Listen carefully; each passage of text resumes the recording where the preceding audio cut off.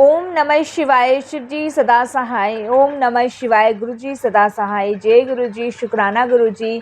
संगत जी, आज गणपति चतुर्दशी की आप सभी गुरु परिवार को हार्दिक हार्दिक शुभकामनाएं। मैं गणेश जी से अरदास करूंगी कि सुख समृद्धि वैभव लक्ष्मी के साथ आपके घर पधारे और सब पे अपनी कृपा दृष्टि बनाए। संगत जी, आज का जो सत्संग मैं आपके साथ शेयर कर रही हूँ पूजा आंटी का है। बहुत ही प्यारा सत्संग है, बहुत ही डिवाइन सत्संग है, ब्लेसिंगफुल सत्संग है। तो सभी गुरु परिवार से हाथ जोड़ के विनती है कि सत्संग को अंत तक सुने, ध्यान से सुने और गुरु जी की ब्लेसिंग्स प्राप्त करें। जय गुरु जी। संगत जी, मेरा नाम पूजा है और ये मेरा शुक्राना सत्संग है। कोई भी मेरे से भूल चुको, कैसी भी भूल चुको, संगत जी माफ़ कीजिएगा। और मैंने आज से पहले कभी सत्संग शेयर नहीं करे हैं, तो संगत जी कोई भी गलती होती है, कोई भी भूल चुक होती है तो गुरुपा आप भी मुझे माफ़ कीजिएगा, संगत जी आप भी। संगत जी, जैसे कि गुरुजी महाराज हमेशा से कहते हैं अपनी जर्नी शुरू से स्टार्ट करो, तो गुरुजी के साथ संगत जी करीबन मुझे 7-8 महीने हुए हैं जुड़े हुए, और उससे पहले मैं गुरुजी को बिल्कुल भी नहीं जानती थी। संगत जी करीबन 8-10 साल से मेरी मम्मी शुगर की मरीज़ हैं और संगत जी उनका बीपी भी बहुत ज़्यादा रहता है, तो संगत जी इस वजह से उनकी अक्सर तबीयत ख़राब रहती है। और संगत जी मम्मी को देखकर हम सभी घर वाले परेशान रहते हैं। और संगत जी गुरुजी से जुड़ने से पहले मम्मी का शुगर इतना ज़्यादा बढ़ गया और इतना ज़्यादा बीपी हो गया कि संगत जी उन्हें हॉस्पिटल में एडमिट करवाना पड़ा। अब संगत जी वो कहते हैं ना कि जब गुरुजी से जुड़ना है तो संगत जी गुरुजी कोई ना कोई माध्यम, कोई ना कोई रास्ता, कोई ना कोई तरीका ज़रूर निकालते हैं। तो संगत जी जब मम्मी एडमिट थी तो मैं बहुत ज़्यादा परेशान थी। तो संगत जी हमारे पड़ोस में ही, हमारे 4-5 घर छोड़ के हमारी एक भाभी रहती हैं, वो गुरुजी को मानती थी। तो मम्मी, एक दिन मैं संगत जी हॉस्पिटल से वापस आ रही थी तो वो मुझसे पूछती हैं कि मम्मी कहाँ पे हैं। तो संगत जी मैं उनको बताती हूँ कि मम्मी हॉस्पिटल में एडमिट है, इससे उनकी तबीयत बहुत ज़्यादा ख़राब है, अभी ठीक नहीं है। तब संगत जी वो मुझे कहती है कि बेटा मेरे पास गुरुजी का जल प्रसाद है, तो तुम उनको जल प्रसाद पिलाना, वो ठीक हो जाएंगी। तो संगत जी वो मुझे जल प्रसाद देती हैं, जल प्रसाद ला के मैं घर में रख देती हूँ और संगत जी मैं भूल जाती हूँ, मुझे याद ही नहीं रहता मम्मी को वो जल प्रसाद पिलाना, क्योंकि संगत जी हॉस्पिटल में भाभी रुकी हुई थी तो मुझे बिल्कुल भी याद रहा ही नहीं वो जल प्रसाद पिलाना। और संगत जी उधर मम्मी की तबीयत बहुत ज़्यादा ख़राब हो रही थी और संगत जी डॉक्टरों का कहना था कि शुगर बहुत ज़्यादा बढ़ा हुआ है और संगत जी वो कम होना बहुत ज़रूरी था, वो कम हो नहीं रहा था।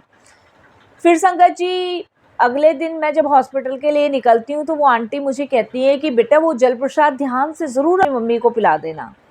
संगत जी मेरे को एकदम से याद आता और मैं वापस लौटती हूँ और संगत जी वो जल प्रसाद की बोतल लेके जाती हूँ और संगत जी वो जल प्रसाद ले जाके हॉस्पिटल में मैं अपनी मम्मी को पिलाती हूँ। संगत जी जब वो हॉस्पिटल में जल प्रसाद मैं अपनी मम्मी को पिलाती हूँ तो संगत जी करीबन उसके 15 से 20 मिनट बाद संगत जी उनका जो शुगर का लेवल था वो डाउन होना शुरू हो जाता है। संगत जी ये एकदम से अचंभित वाली बात थी, कहाँ डॉक्टर संगत जी परेशान थे कि शुगर का लेवल कम नहीं हो रहा है, शुगर बढ़ा ही जा रहा है, और संगत जी कहाँ एकदम से जल प्रसाद पिलाने के बाद डाउन हो गया। और संगत जी उसके बाद करीबन 5-6 दिन बाद मम्मी की छुट्टी हुई, घर वापस आ गई। तो संगत जी जब भी हमने गुरुजी के बारे में इतना ध्यान नहीं दिया और ना ही संगत जी सोचा, और उसके बाद संगत जी क्या होता है कि आंटी के घर कुछ दिन बाद गुरुजी महाराज का सत्संग होता है, तो वो हम लोगों को भी इनवाइट करती हैं। तो संगत जी हम उनसे पूछते हैं कि हमने आज से पहले तो आपके यहाँ गुरुजी का ये स्वरूप नहीं देखा था और कभी हमने आज से पहले आपके यहाँ सत्संग भी नहीं देखा था। तब संगत जी वो बताती हैं कि गुरुजी से जुड़े हुए अभी उन्हें ज़्यादा समय नहीं हुआ है, लेकिन जब से वो गुरुजी से जुड़ी हैं तब से उनकी लाइफ में बहुत चेंजेस हैं। संगत जी जब वो गुरुजी के बारे में बताती हैं तो मुझे सुनना बहुत अच्छा लगता है। तो वो कहते हैं ना संगत जी, एक लालच, तो मन में एक लालच जगता है कि अब शायद इनकी गुरुजी ने इच्छा पूरी की है तो मैं भी इनको मानने लग जाती हूँ, मैं भी इनसे जुड़ने लग जाती हूँ, हो सकता है गुरुजी मेरी भी नौकरी लगवा दें। तो संगत जी वो एक लालच की वजह से मैं गुरुजी से जुड़ती हूँ कि मैं गुरुजी से अरदास करूँगी और वो मेरी जॉब लगवा देंगे। पर वो कहते हैं ना संगत जी, गुरुजी तो कुछ और ही सोचते हैं, कुछ और ही प्लान होता है उनका हमारे लिए। तो संगत जी मैं उनके से गुरुजी के बारे में पूछती हूँ, सत्संग अटेंड करती हूँ, सत्संग बहुत अच्छा लगता है। और संगत जी वो मुझे सत्संग में एक पॉकेट स्वरूप देती हैं और उस पॉकेट स्वरूप को लेके संगत जी मैं दिन रात यही अरदास करने लग जाती हूँ कि गुरुजी मेरी कहीं अच्छी जॉब लग जाए, मेरी इतनी अच्छी जॉब लग जाए, इतने पैसों की जॉब। वो कहते हैं ना संगत जी हम इंसान हैं, लालच में ही हम भगवान को मानते। तो वो मेरे अंदर एक स्वार्थ था कि जब इनकी लाइफ चेंज हो गई, इनकी मनोकामना पूरी हो गई, मम्मी ठीक हो गई जल प्रसाद से, तो गुरुजी मेरी भी सुनेंगे। तो वो लालच की वजह से संगत जी मैं गुरुजी को मानना मैंने शुरू किया। लेकिन मुझे ये नहीं पता था कि गुरुजी अपने से कनेक्ट कर रहे हैं और जो मेरे अंदर लालच था, लोभ था, उसे ख़त्म करने के लिए गुरुजी अपने से जोड़ रहे हैं। अब संगत जी मैं गुरुजी के सत्संग सुनने लगी, मंत्र जाप करने लगी, 2-4 बार बड़े मंदिर भी हो आई, लेकिन संगत जी मेरी जॉब लग नहीं रही। और संगत जी मैं गुरुजी से बार-बार यही कहूँ कि गुरुजी आप मेरी जॉब नहीं लगवा रहे, मैं तो आपकी रोज़ पूजा करती हूँ। यहाँ पे संगत जी मेरा एक स्वार्थ था, वो भाव मेरे अंदर नहीं आ रहा था और संगत जी वो निष्ठा, वो समर्पण मेरे अंदर नहीं आ रहा था। मैं माँगती गुरुजी से जा रही थी और बहुत ज़्यादा मैं संगत जी माँगती चली जा रही थी कि गुरुजी मेरी एक अच्छी जॉब लग जाए, गुरुजी मेरा ये काम हो जाए, गुरुजी मम्मी ठीक हो जाए, गुरुजी हमारा घर बन जाए, गुरुजी मेरे पापा की अच्छी नौकरी लग जाए, हमारे घर में गाड़ी आ जाए, हमारा घर इतना सुंदर हो जाए। तो वो सारी डिमांड संगत जी मेरे अंदर थी जो मैं गुरुजी के सामने रख रही थी। एक नादानी समझ लो या उस समय गुरुजी के बारे में ज़्यादा नहीं जानती थी, ये समझ लो।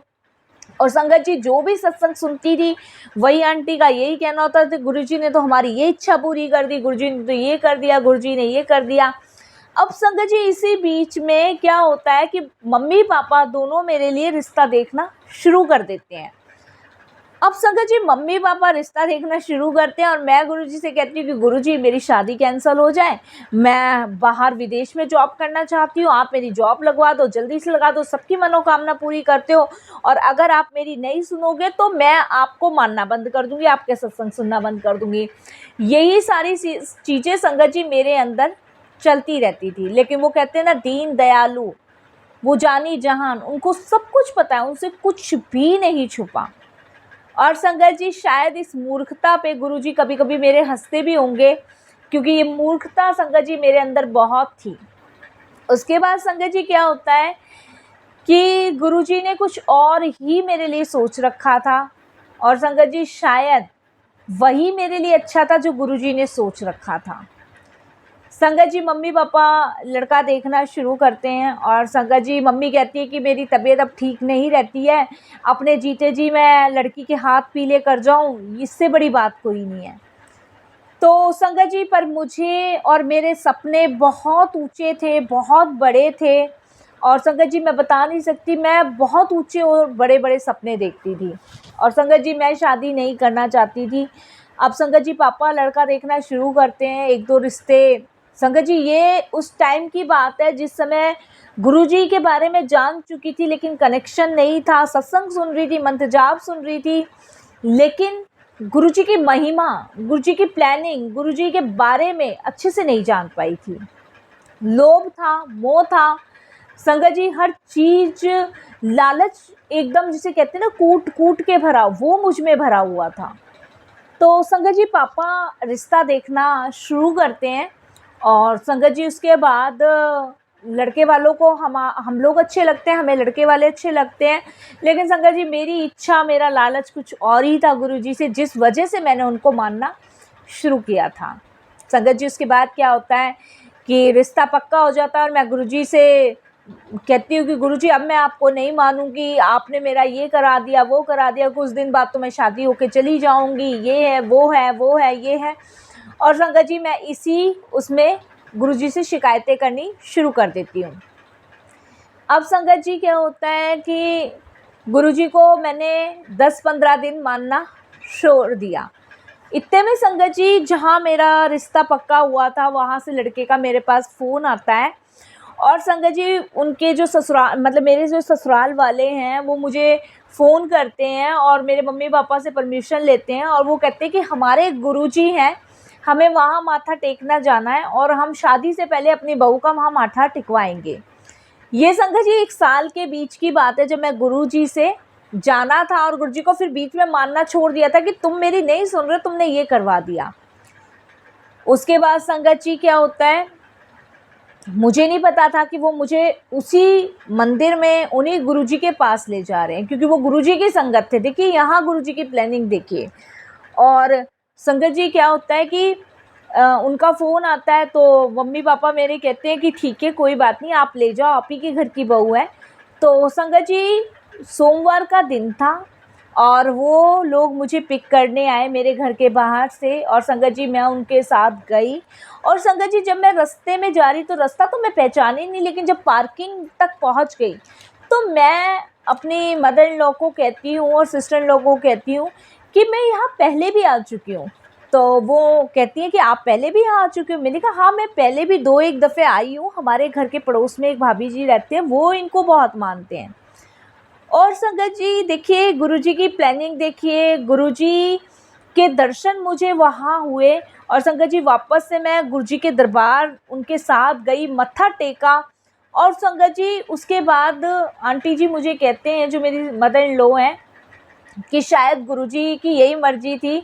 और देखो हम तुम भी गुरु परिवार की संगत हो और हम भी गुरु परिवार के संगत है, यहाँ गुरुजी ने जोड़ी मिलानी थी। संगत जी फिर उसके बाद मैं थोड़ा सा सोचने बैठ जाती हूँ, और संगत जी सोचती हूँ। और संगत जी उसके बाद जब मैं वो लोग मंदिर में दर्शन करके लंगर प्रसाद करके घर आती हूँ, तो मैं संगत जी पूरी रात गुरुजी के बारे में सोचती हूँ। और संगत जी जब पूरी रात गुरुजी के बारे में सोचती हूँ, और संगत जी सुबह करीबन 4 बजे मेरी आँख लगती है। और संगत जी आँख लगने के बाद संगत जी सुबह फिर 4 बजे मेरी आँख लगती है, फिर मैं सुबह 7 या 8 बजे उठती हूँ। और संगत जी जैसे मैं 7 या 8 बजे उठती हूँ, तब संगत जी मैं क्या देखती हूँ कि मेरे फादर इन लॉ गुरुजी का एक बहुत बड़ा स्वरूप लेके मेरे घर आए हैं। और संगत जी जब मैं बाहर कमरे से निकलती हूँ और देखती हूँ, तो मम्मी पापा और मेरे फादर इन लॉ, और संगत जी वहाँ पे गुरुजी का स्वरूप रखा है ब्लैक कलर के चोले में। और संगत जी तब मैं सबके पैर छूती हूँ, तब मेरे जो ससुर हैं वो मुझे कहते हैं कि बेटा आपके घर में कहीं गुरुजी का स्वरूप नहीं था, लेकिन तुम्हारी मम्मी को वो लग रहा था कि तुम्हें गुरुजी का स्वरूप देके आना चाहिए तुम्हारे घर में।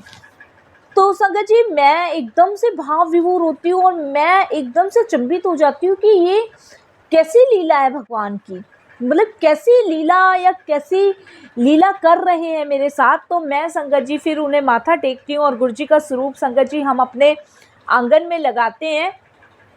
और संगत जी फिर ससुर जी हमारे जो हैं बहुत सारी चीज़ें मुझे गुरुजी के बारे में बताते हैं, फैमिली को बताते हैं, और इस तरीके से संगत जी मेरी फैमिली भी कनेक्ट हो जाती है।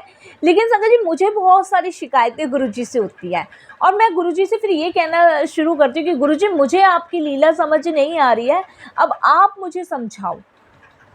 अब संगत जी क्या होता है कि रिश्ता तो फाइनल हो जाता है। तो जो मेरे हस्बैंड बनने वाले हैं, अभी बने नहीं हैं संगत जी, 2025 में 27 जनवरी को मेरी शादी है। तो संगत जी उनका मुझे कॉल आता है, और संगत जी उनका स्कूल है और यहीं शादरे में। और संगत जी जब उनका कॉल आता है, तो वो मुझे कहते हैं कि मैं चाहता हूँ कि तुम मेरे साथ ही मेरा स्कूल को ज्वाइन करो, मेरा स्कूल संभालो और इसको और आगे बढ़ाओ। संगत जी देखिए मैं फिर एकदम से भाव विभोर हो जाती हूँ कि मैं जॉब करना चाहती थी, और गुरुजी ने कुछ और ही सोच रखा था। और संगत जी इस तरीके से अभी तो संगत जी मैं फ़िलहाल उनके स्कूल में एक टीचिंग की जॉब कर रही हूँ। और संगत जी उसके बाद संगत जी बाकी शादी के बाद जो उन लोगों को सही लगेगा वो जाने, क्योंकि संगत जी अभी उन लोगों ने मुझे उस स्केल पे रखा था संगत जी बाय प्रिंसिपल के तौर पे, लेकिन संगत जी मैंने ही मना किया। मैं चाहती थी कि मैं जॉब करूं, तो संगत जी उनके स्कूल में मैं टीचिंग की जॉब कर रही हूं। और 27 जनवरी 2025 में संगत जी हमारी शादी है, और ये सब गुरुजी की प्लानिंग है, गुरुजी की कृपा है। इतने सरल सहज तरीके से गुरुजी ने मुझे जोड़ा, और संगत जी उसके बाद मुझे जॉब भी गुरुजी ने दिलवाई, और जॉब भी संगत जी ऐसी दिलवाई कि मुझे कहीं और जाने की ज़रूरत ही नहीं है, अपना ही स्कूल मुझे संभालना है। और संगत जी इसके लिए मैं गुरु जी का बहुत बहुत शुक्राना करती हूँ। इस तरीके से मैं गुरु जी की महिमा के बारे में जान पाई, कल्याण के बारे में जान पाई। और संगत जी मैंने अपना लालच ख़त्म किया। जिस लालच की वजह से मैं गुरुजी से जुड़ी थी, वो लालच संगत जी मेरे अंदर था, लेकिन गुरुजी वो लीला मेरे साथ रच रहे थे, वो लीला मेरे साथ कर रहे थे, जो संगत जी मुझे धीरे धीरे फिर गुरुजी के बारे में समझ आया। इस तरीके से गुरुजी से मेरा कनेक्शन हुआ। इसके लिए मैं गुरुजी का बहुत बहुत शुक्राना करती हूँ।